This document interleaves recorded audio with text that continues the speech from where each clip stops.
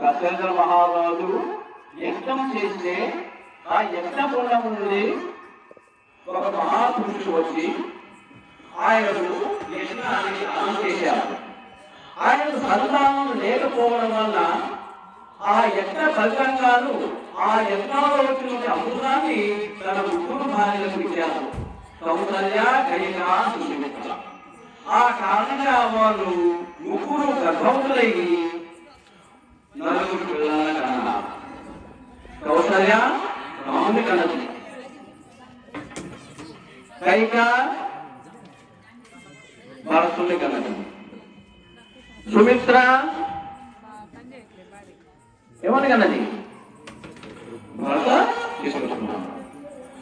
అలా వాళ్ళు ఆ యొక్క యాగం సందర్భంగా ఆ ముగ్గురు వాళ్ళకు నలుగురు సంతానంతో తిరిగి పెట్టుకుంటున్నారు.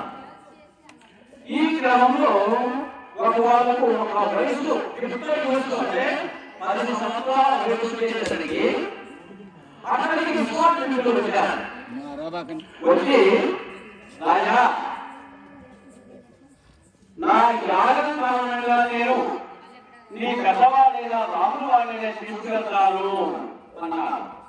అప్పుడు దశరథమహారాజు, ఏమయ్యా వీరు చిన్న పిల్లవాడు, వీరు ఎలా తీసుకుపోతున్నాడు?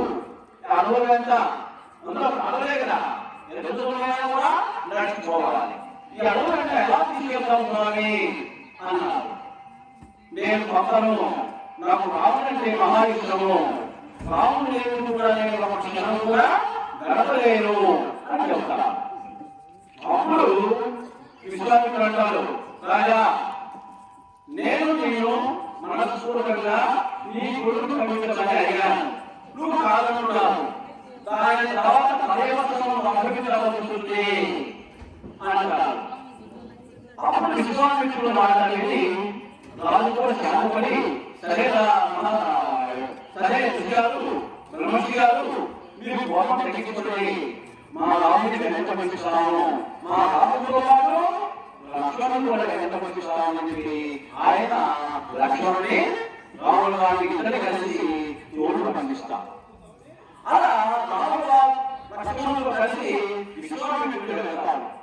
కొంత దూరం వెళ్ళిన తర్వాత ఒక రాక్షస కుటుంబంగా కూడా అక్కడ యజ్ఞం చేస్తున్నటువంటి బ్రాహ్మణుని ఆయుధాలు ఉపయోగిస్తారు.